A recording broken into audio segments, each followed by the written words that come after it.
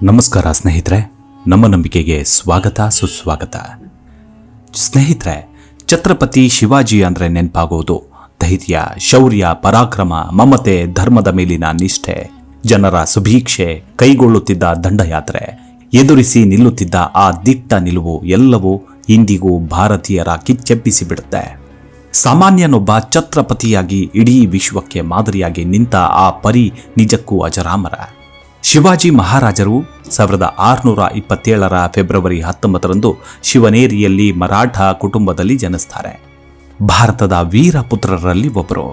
ಹಿಂದೂ ಹೃದಯ ಸಾಮ್ರಾಟ ಎಂದು ಪ್ರಖ್ಯಾತವಾದ ಮಹಾನ್ ವ್ಯಕ್ತಿ, ಭಾರತ ಗಣರಾಜ್ಯದ ಮಹಾನ್ ವೀರ.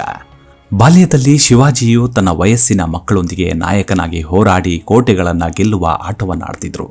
ಯೌವನಕ್ಕೆ ಬಂದಾಗ ಅದೇ ಆಟ ಅವರ ನಿದ್ದೆಗೆಡಿಸಿತ್ತು. ಸ್ವರಾಜ್ಯದ ಕನಸು ನರನಾಡಿಗಳಲ್ಲೂ ಪಸರಿಸಿ ಬಿಡ್ತು. ತನ್ನದೇ ಸಣ್ಣ ಗುಂಪೊಂದನ್ನು ಕಟ್ಟಿಕೊಂಡು ಅನ್ಯಾಯದ ವಿರುದ್ಧ ದಮನಿತರ ಬೆನ್ನೆಲುಬಾಗಿ ಸೆಟೆದು ನಿಂತರು.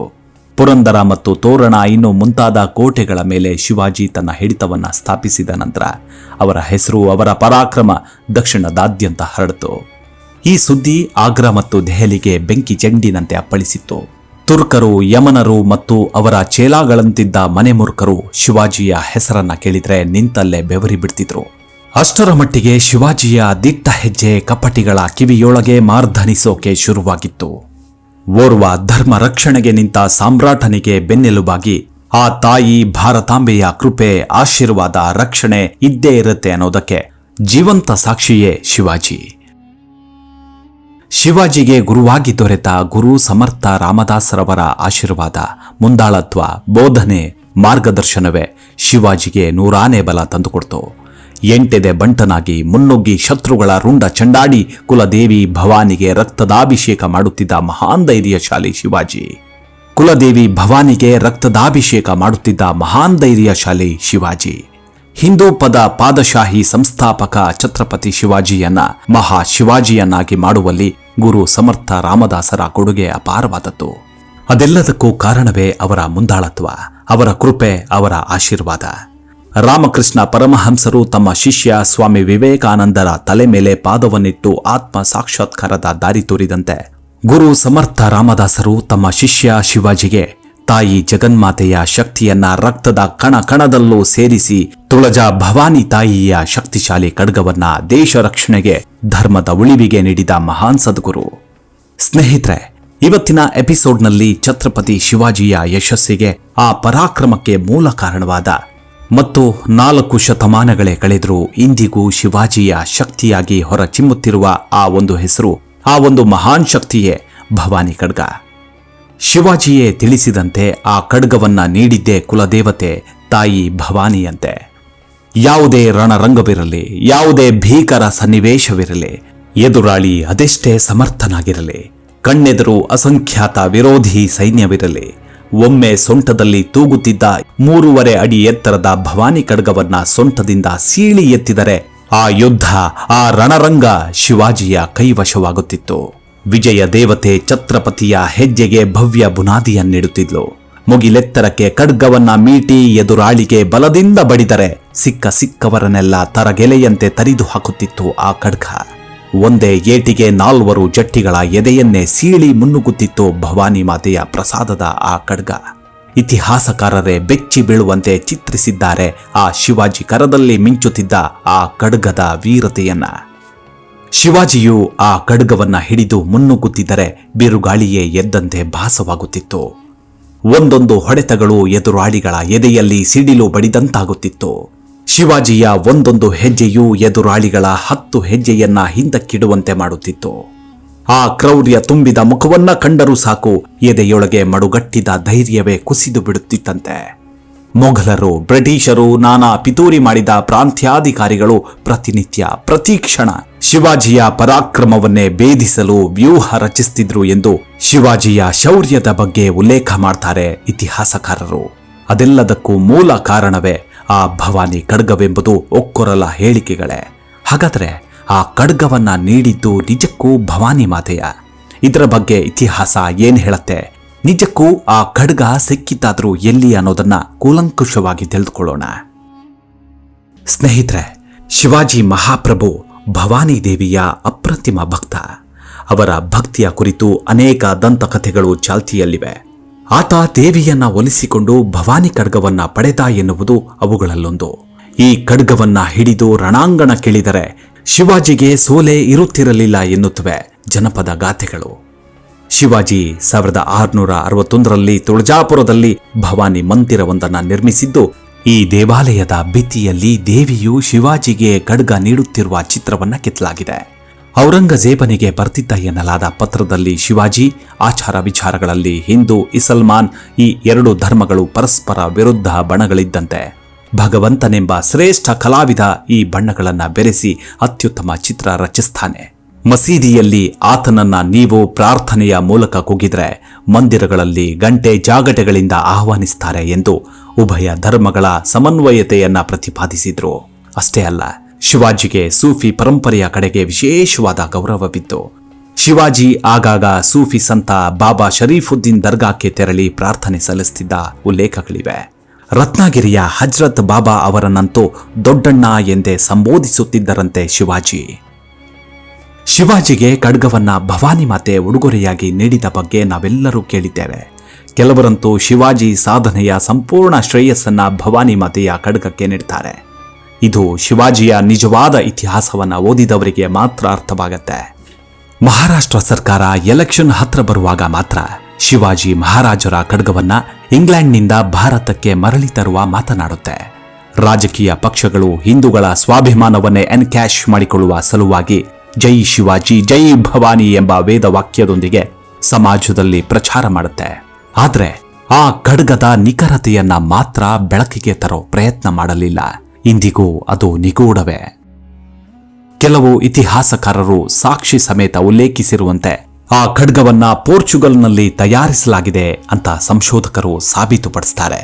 ಯಾಕಂದ್ರೆ ಪೋರ್ಚುಗಲ್ ಆ ಅವಧಿಯಲ್ಲಿ ವಿವಿಧ ಲೋಹಗಳಿಂದ ಖಡ್ಗವನ್ನ ತಯಾರಿಸುವ ತಂತ್ರಜ್ಞಾನದಲ್ಲಿ ಸಾಕಷ್ಟು ನೈಪುಣ್ಯತೆಯನ್ನ ಹೊಂದಿತ್ತು. ಪೋರ್ಚುಗಲ್ನ ಸಾಮ್ರಾಜ್ಯಗಳೊಂದಿಗೆ ನಾನಾ ರಾಜರ ಕೈ ಬದಲಾಗಿ ಅದು ಗೋವಾದ ಮೂಲಕ ಸಾವಂತ್ಗೆ ಬಂದಿತ್ತು. ಯಾಕಂದ್ರೆ ಗೋವಾ ಪೋರ್ಚುಗಲ್ ಸಾಮ್ರಾಜ್ಯಗಳ ಪ್ರಭಾವಕ್ಕೆ ಒಳಗಾಗಿತ್ತು ಮತ್ತು ಸಾವಂತ್ನಿಂದ ಅದು ಶಿವಾಜಿ ಮಹಾರಾಜರ ಕೈ ಸೇರ್ತು ಎನ್ನುತ್ತೆ ಇತಿಹಾಸ. ಈ ಖಡ್ಗಕ್ಕೂ ಭವಾನಿ ಮಾತೆಗೂ ಯಾವುದೇ ಸಂಬಂಧವಿಲ್ಲ ಎನ್ನುತ್ತಾರೆ ಸಂಶೋಧಕರು. ಇಂದಿಗೂ ಸತಾರಾ ವಸ್ತು ಸಂಗ್ರಹಾಲಯದಲ್ಲಿ ಖಡ್ಗವನ್ನ ಸಂರಕ್ಷಿಸಲಾಗಿದೆ. ಆ ಖಡ್ಗದ ಮೇಲೆ ಪೋರ್ಚುಗೀಸ್ ಅಕ್ಷರಗಳನ್ನ ಬರೆಯಲಾಗಿತ್ತು. ಈ ಮ್ಯೂಸಿಯಂಗೆ ಭೇಟಿ ನೀಡಿದ್ರೆ ಎಲ್ಲರೂ ಪರಿಶೀಲಿಸಬಹುದು. ಶಿವಾಜಿ ಮಹಾರಾಜರ ಭವಾನಿ ಖಡ್ಗ ಅದೇನಾ ಅಥವಾ ಇಲ್ಲವಾ ಎಂಬ ವಿವಾದಗಳು ಇಂದಿಗೂ ಇದೆ.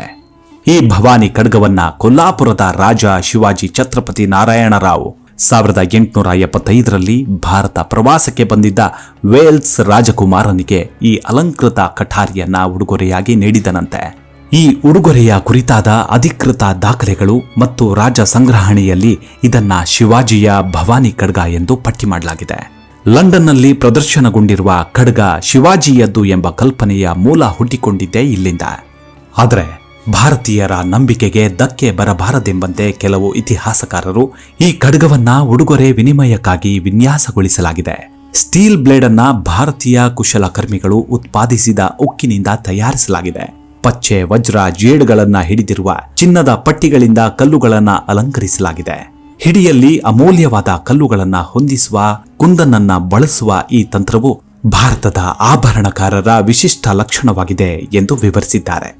ಇದನ್ನ ನೋಡಿದ ಕೆಲವರು ಇದು ಛತ್ರಪತಿ ಶಿವಾಜಿಯ ಪ್ರಸಿದ್ಧ ಭವಾನಿ ಖಡ್ಗವ ಎಂದು ಗೊಂದಲಕ್ಕೊಳಪಟ್ಟರು.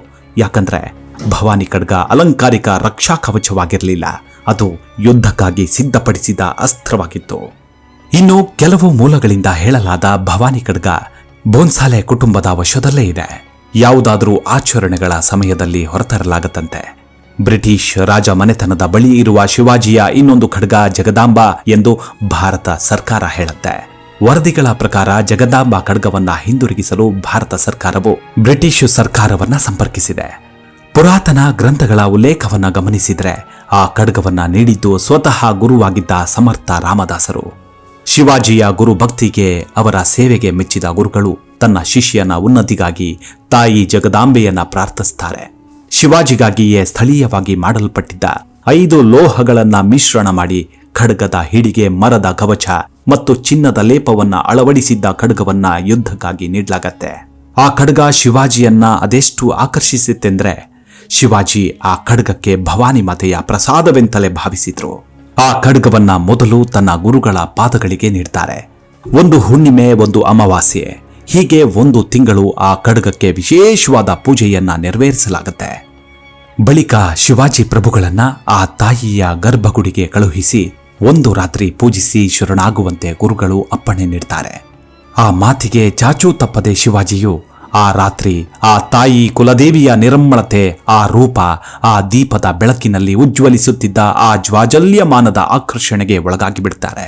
ಕೂತಲ್ಲೇ ಕಣ್ಣೀರ ಧಾರೆ ಹರಿಯತೊಡಗುತ್ತೆ. ತಾನು ಕಂಡ ಹಿಂದೂ ರಾಷ್ಟ್ರ, ತನ್ನ ಧರ್ಮ ರಕ್ಷಣೆ, ಭಾರತೀಯ ಸರ್ವಧರ್ಮ ಪರಿಪಾಲನೆಯನ್ನ ನೆನೆದು ಮಕ್ಕಳಂತೆ ಬಿಕ್ಕಳಿಸಿ ಅತ್ತು ಬಿಡುತ್ತಾರೆ. ಆ ದೀಪಗಳ ಬೆಳಕಿನಲ್ಲಿ ಪ್ರಜ್ವಲಿಸುತ್ತಿದ್ದ ಆ ತಾಯಿಯ ದಿವ್ಯ ದರ್ಶನವನ್ನೇ ನೆನೆಯುತ್ತಾ ಕಣ್ಣೀರ ಧಾರೆಗೆ ಸಿಲುಕಿದ ಕೆನ್ನೆಗಳು ಆ ಆಕ್ರಂದನವನ್ನ ನೆನಪಿಸುವ ಗುರುತಾಗಿದ್ವು. ಕಣ್ಣು ಊದಿಕೊಂಡಿತ್ತು. ಹಾಗೆ ಅದೇ ನೋವಿನಲ್ಲಿ ಆ ತಾಯಿಯ ಸನ್ನಿಧಾನದಲ್ಲೇ ಮಂಪರಿನಲ್ಲಿ ನಿದ್ದೆಗೆ ಜಾರಿ ಬಿಡ್ತಾರೆ. ಆ ರಾತ್ರಿ ಕಂಡದ್ದು ಕನಸೋ ಅಥವಾ ನನಸೋ ತಿಳಿದಿಲ್ಲ. ಅದೆಷ್ಟು ಹೊತ್ತೋ ಅರಿವಿಲ್ಲ. ಇದ್ದಕ್ಕಿದ್ದಂತೆ ಪ್ರಕಾಶಮಾನವಾದ ಬೆಳಕು ಗರ್ಭಗುಡಿ ಆವರಿಸಿಬಿಡ್ತು. ಆ ಉಜ್ವಲಿಸುತ್ತಿದ್ದ ಬೆಳಕಿನಲ್ಲಿ ಮಾತೆ ಭವಾನಿ ದೇವಿಯು ಪ್ರತ್ಯಕ್ಷಳಾಗಿ ಶಿವಾಜಿ ಮಹಾರಾಜರನ್ನೇ ದಿಟ್ಟಿಸುತ್ತಾ ತಲೆ ನೇವರಿಸಿ, ನಿನ್ನೊಂದಿಗೆ ನಾನಿದ್ದೇನೆ. ಧರ್ಮ ರಕ್ಷಣೆಗಾಗಿಯೇ ಜನ್ಮ ತಳೆದಿರೋ ನಿನ್ನ ರಕ್ಷಣೆ ನನ್ನ ಹೊಣೆ.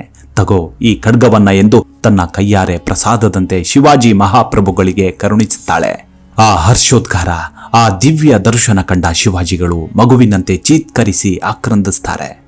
ಕೂಡಲೇ ತಡಬಡಿಸಿ ಕಣ್ಣು ತೆರೆದವರಿಗೆ ಅದೇ ದೀಪದ ಬೆಳಕು, ನೆತ್ತಿಯ ಮೇಲೆ ಭವಾನಿ ತಾಯಿಯ ವಿಗ್ರಹ.